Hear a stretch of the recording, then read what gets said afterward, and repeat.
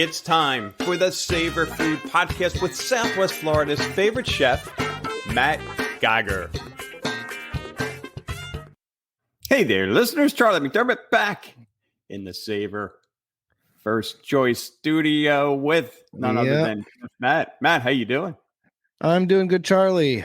Had a good weekend. How about you? Weekend was awesome. And, yesterday was... a bit of a surprise. We got a lot of rain, and then all of a sudden the sun popped out. The sky was blue. Yeah. It was really magnificent day. We had crazy storm in the morning. Yeah, and then just came out. It was actually kind of nice last night. Yeah, so you just never know what's happening here in Florida. But today's topic, I know this is something you get a lot, and I know this is going to be really helpful for folks because, as we've talked about before, oftentimes, whether it's a wedding or other events, it's either first time at it or, you only do these types of events every so often. And budget, budget. What do you hear and how can you guide your listeners in, getting, at the end of the day, the biggest bang for their buck, but also realistic expectations so they don't suffer from sticker shock? Budget is on everybody's mind, but, sometimes it's like this unspoken thing. And, when we go through the planning process, with a lot of people, they don't know what their budget is, but they can absolutely tell me what their budget is not, so, so you just have to plan. It's proper planning, everything that goes into the event. You can have a budget friendly event and still have a great outturn and have a good experience for you and your guests and all that kind of stuff. And the first thing that I get asked is like, when do I start budgeting? When do I start planning for this? And I think right away. If it's a wedding, the second you say I do, start thinking about it. If it's a gala coming up for a fundraiser, once you have a set date, do it. If you have the same event every year, plan it a year ahead. The more planning that goes into this thing, it's going to give you kind of the upper hand on being able to address what your cost is, how many people are going to come, all these different factors that affect the budget. And you need to get going on that right away. So when you're thinking about your budget, I always tell people to plan, as maxed out as they can. And then maybe we can dial it back a little bit, but there's just so many factors that come into it. We don't know if you're going to have a picnic out back in the grass or you're going to have some, luxury flowing huge, show, and knowing those things up front and knowing what's in your mind up front is going to help immensely when it comes to planning the budget, because we're talking, it changes drastically, So, you first have to realize, what does your budget allow? Everybody dreams of these extravagant weddings and, giant ballrooms and, all the bells and whistles and DJs and smoke machines and crazy crystal deco. But does your budget allow it? You can want that stuff all day. And just because your budget might not allow it doesn't mean you can't have a beautiful event, but you have to know what is within reason. A lot of things that on our catering side, we get people that want to have 200, 250 people. And then even on like a smaller budget menu, like a barbecue menu or something, that's a lot of money to feed those guys. Yeah, it's a lot of money to feed 250 people. It just is, so try to get, I would just, before you start sending out invitations, before you start picking out your guest lists and doing table setups, all that, get a quote from a few caterers. Just get a quote for like maybe 100 people. Then it'll give you like a ballpark. If you do 50 people, you'll know what it is. And if you do 200 people, you'll know what it is. There's nothing wrong with calling and getting quotes ahead of time before you get your ducks in a row. You know what I mean? Yeah. Yeah. Um, yeah, I mean, you just want to know, because you don't, especially if you haven't done it before, which a lot of people haven't. You know, a lot of people, the first time they get any sort of vendors or catering or photographers or any of this stuff is their wedding, and that's the only time, right? So call Yeah. around, get prices before you start inviting people and planning and whatever. Just start getting some prices from people. Yeah. You Yeah. know, we do, 20 to 30 quotes a week. We're not booking 20 or 30 events a week. You know, these are people Yep. planning, and we want them to know what's realistic going into it, so that we can work together to make, a good product on the end and know what we're getting into. You know, if we know the budget, we know where we can cut corners here, or maybe we don't need this, but we absolutely need these things, to make Yep. it a successful event. But Yeah. um Yeah. and then within those categories of all your vendors, you should know what your vendors cost going into it. Call 3 photographers, 3 wedding planners, 3, call multiple, so some photographers are $3,000 or $2,000. Some are 10. Mm. You Mm. you have to do a lot of planning when it comes to this stuff. Yeah. I say you get all of that stuff done first, just to get a roundabout cost, and then pick what's important to you. Some people, the food's the most important thing. Some people, the photographer is the most important thing, or DJ or whatever. Some people, the booze Yeah. is the most important thing. Yeah. you know, Yeah. I'm telling you. But knowing Mm. what all the vendors and stuff cost ahead of time before you start making guest lists, and knowing how many people and where you want to do it, and how big of a venue you want, just knowing what things cost up front and educating yourself Yeah. on that is going to Yeah. change your whole planning process completely. Yeah. There's lots of vendors to consider, and I suggest just writing everything down. Do it old Yeah. school. If you want to do it new school, Yeah. put in a note on your phone. Wedding budget. Put a category for everything. You need catering, venue, photographer, Mm-hmm. DJ, planner, maybe, um, decorations and florals. Yeah. Don't forget Flowers. that Yeah. you have dresses and your tux, and get everything in there. Get everything Yeah. in there, and then you can write down your little ballparks next to it, and you can be like, "Oh my god, everything I want to do is $30,000. Maybe I need to come back down a little bit." Yeah. Or maybe it's Yeah. 100. Oh, okay, now I'm not being realistic. You know what I mean? It's crazy. And then when you go into the planning process with each individual vendor, you're ready. You're not like Yep. blown back by all this, um, Yeah. sticker shock, Surprise. because that Yeah. it's really deterring to some people, and it gets the wind out of their sails. You don't ever want to be, as a vendor, you know the planning process should be fun, smooth, exciting, and not stressful. And when you get hit with a big number that you were not expecting, it's like, whoa, wait a second, I need to rethink everything, and it kind of takes the wind out of your Yeah. sails.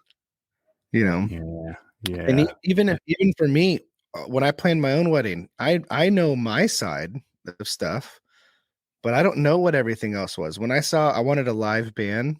When I saw the bill on like having like a big live band, I was like, Right. holy shit. It was $10,000 almost. I've I'm often like, okay. wondered what live bands charge. I mean, that's all. We ended up getting a live band. They were really good. I don't know if Yeah. they do a lot of weddings, so I'm not going to name drop them here, but they did great. Um, Yeah. Maybe if you guys message me privately, and I'll let people know, but I don't want to blast them on Love it. here. Love it. But Yeah. they did really good, and it was super fun. And but there's a That's a couple like band companies in town, and it's a big it's ticket. crazy. It's a Yeah. big ticket, Yeah. and Yeah. then they require, and all your band members require like a meal, and they have like this huge contract and all this stuff. It was crazy. I'm like, I don't know. I didn't know that was going to be like that. So, Oh man, I I love mean, it. I how are love you? it. Are you guys pretty much done in your planning process? Are you guys there? Yeah, it's I've been kind of out of it from a involvement Oh, standpoint, which is oh, good. right, I right. just kind of write the checks, which is fine. Yeah. You're like, where do I need to go? Tell me what day, what time to be there, and I'll be good. And what to And wear. in fairness, I don't know how much help I'd be anyway. Mm-hmm. Um, But to your point, and hearing those conversations with Barb and our daughter, and even the in-laws, having that number is so important because there are a couple of variables in the equation. A lot of Certainly, variables. your guest list, right? That's the biggest one, and maybe before you start inviting everyone, have that number figured out, because if you need to cut the guest list down, right? I mean, and it's hard, and I get it. It's hard because, for instance, if the bride's and the groom's side, if they wanted 100 people, it's only 25 couples from each side. Yeah. Right. Yeah. That's all it is. It doesn't seem like a lot, but it's a couple, 25 from that side, 25 from that side. That's 50 plus their plus one. That's 100. It's right there. Easy math. Bingo. 25 couples from each side is 100 people. It doesn't sound like a lot. So it's like people plan for bigger and bigger and bigger and bigger, but it's like, well, let's just see what it's going to, let's get a nice round number that's easy to do math with. I always say, get a quote for 100 people. Even if your wedding's going to be 75, get a quote for 100. At least you know what it's going to be after fees and taxes and service charge and adding liquor on there and rentals. And there's all of these variables in each vendor category. Just get a legitimate proposal, not a ballpark. Don't call me like, can I get a ballpark for this? It doesn't exist, because your wedding could have a million different variables in it, and just get those numbers. It's going to make your planning process a whole lot easier, knowing what you're getting into before you start meeting with all of these people. A lot of people will give you a quote, through email or over the phone or whatever. And if they don't, maybe you do meet up with them, but we're not hard pressed to say, if you get a quote from us, you have to go with us. We know the process. We know that you're contacting other caterers. We get that. We get you at the tasting. We wait till you get to the tasting, and then we, hit you with some good customer service and great food, and and then you have like a better understanding. But as far as getting the quotes go, it's routine. You're not out of line by calling a photographer saying, how much is this?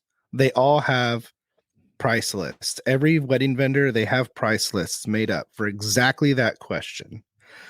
And I just think that, the sooner you get started, the better. Yeah. And to your point, that, they're getting quotes from other caterers or other photographers or whatever, and I know in your case, you really want that. It's important to compare to really understand the value that, you guys provide. And, why I know last month, and I hate to embarrass you, but we talked about your recent awards and certainly your expansion with the business and the coffee shop that's soon to be open, which I do want to delve into that in the next moment or two here. So and you know what? Speaking of the awards, I haven't seen it physically, but I have on good faith, and I got called from another chef that we actually won Gulf Shore Life. Breaking news. Yeah. Wow. So I haven't seen it yet, but he texted me yesterday, congratulations. I'm like, what are you talking about? He's like, well, they sent the magazine to the kitchen that I'm at right now, apparently, and I got first place. So that is Lee awesome. County. Super exciting. It's super cool. So we'll definitely touch on that on the next one. But again, I haven't seen it yet, so I really hope he's not messing with me. No, but he's not, because I think he got third. Is what they ended up getting. Yeah.